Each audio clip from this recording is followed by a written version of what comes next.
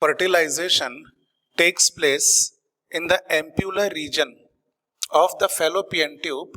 The diploid zygote continuously perform the mitotic division, and by dividing it moves towards the uterus through the isthmus part of the fallopian tube. In previous session we had discussed that 2, 4, 8, 16 and so on multicellular stages are developed. All the cells in the stages are known as blastomere. 8 to 16 celled blastomere is called morula, and it continue to divide and become a bigger mass of cells known as blastocyst. Inside the blastocyst, the outer layer differentiate as a protective layer. It is known as trophoblast, and the inner cells are just known as inner cell mass. When blastocyst get formed, in previous lecture we had discussed that the endometrium wall expand and completely cover the blastomere. The process of covering of endometrium to the blastocyst is known as implantation. Now in this lecture we are discussing about the events taking place after the process of implantation. As implantation occur, then the trophoblast, which is outer and peripheral cellular layer of the blastocyst, trophoblast develop the finger-like projections, and these finger-like projections on the trophoblast are known as chorionic villi. Chorionic villi. The term villi means the finger-like structure. This term is also used when we are studying about the small intestine. The innermost layer of the small intestine form the intestinal villi, at the base of which lacteals are present, responsible for absorption of fat. So these finger-like structure, which are called as chorionic villi, are covered by uterine tissue. Let us suppose this blue covering is the covering of endometrium, and endometrium is the part of uterus. So blue colored tissue cover the chorionic villi are known as uterine tissue. Along with uterine tissue, the chorionic villi are also surrounded by the maternal blood. So three different components are represented in this diagram. Chorionic villi surrounded by uterine tissue along with maternal blood. So this red color structure is maternal blood. Now the most important structure formed due to association of chorionic villi and uterine tissue. Actually chorionic villi and uterine tissue are interdigited in each other. Interdigited मतलब ये एक दूसरे के अंदर pack हो गए हैं, फंस गए हैं, and the interdigited structure formed by chorionic villi and uterine tissue, these are collectively known as placenta. And placenta is a structural and functional unit formed by two components. One component is uterine tissue, which is a part of mother's body, and the placenta is also formed by chorionic villi, which is a part of developing fetus or developing embryo. So placenta is formed by uterine tissue and embryo. It is the structural and functional unit of the developing embryo. Now placenta provide oxygen and nutrient to the developing fetus, and the same placenta take away carbon dioxide and the waste material generated by the excretion of the fetus.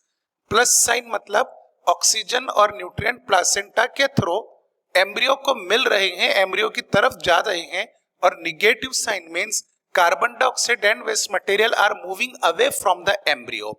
This transportation is performed by placenta, and placenta is connected to the embryo through a very long cord-like structure. It is called as umbilical cord. Now let us consider this is placenta. Below the placenta or before the placenta, a very long cord is present. This cord is known as umbilical cord. So umbilical cord also provide the process of exchange of oxygen nutrient to the embryo and take away carbon dioxide and waste excretory product out from the embryo. Now at the time of pregnancy, all we know that in human being the time period of pregnancy is called as gestation and it is 9-month duration. So during the gestation or during the pregnancy, placenta itself act as endocrine tissue, and when it acts as an endocrine tissue, it must have to secrete several hormones. The 4 important hormones secreted by the placenta are: one is human chorionic gonadotrophin. Second hormone secreted by the placenta to the developing embryo is human placental lactogen. Third hormone produced by placenta is estrogen, and one more hormone is here, it is called as progesterone. So human chorionic gonadotrophin, human placental lactogen, estrogen and progesterone, these 4 hormones are secreted by placenta and these hormones meet to the embryo for its further development. As these hormones are only secreted by placenta, and placenta is a temporary structure because it lasts only for the pregnancy or gestation period. After the delivery of child, the placenta get degenerated, it comes exit out with child outside the body of mother. So after pregnancy, these 4 hormones are naturally not secreted by placenta because placenta get exit out from the mother's body. So these are the temporary hormone.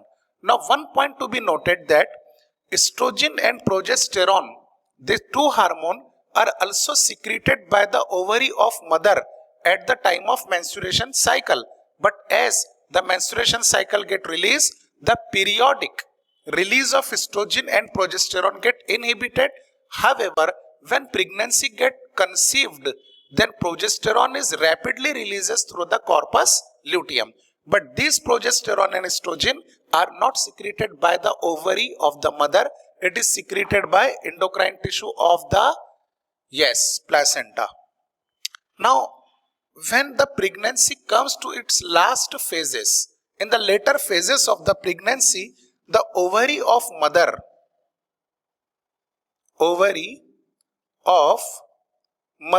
the fetus releases one additional hormone. This additional hormone is relaxin. Relaxin is responsible for stretching of the body. Easy stretching of the mother's body occur when ligament, muscles and joint get relaxes. So ligament, muscles and joint are relaxed by the hormone relaxin, and it is temporarily produces by the ovary of mother or mother's ovarian hormone is relaxin. All these hormones are temporary hormone. So in this way, the placenta provide nutrients, oxygen to the developing embryo, and embryo get developed completely. This is all about the structure of trophoblast. Now what will happen inside the trophoblast? These are the mass of cell or group of cell just known as inner cell mass. As the nutrient and oxygen supplied continuously, inner cell mass are first differentiated into ectoderm. The outermost layer of the embryo is known as ectoderm. Then after ectoderm, endoderm is formed. The innermost layer of the triploblastic embryo is known as endoderm. After formation of ecto and endoderm, soon mesoderm is developed in between the ectoderm and mesoderm. So finally, three layers, three cellular layer are formed in the embryo. So our embryo or human embryo is triploblastic in nature. All these three germinal layers produces all the different type of tissue in our body as well as all the different type of organ which are present in the body of human. Apart from this, the inner mass cell or inner cellular mass also contain some very specialized cell, and these specialized cell are known as stem cells.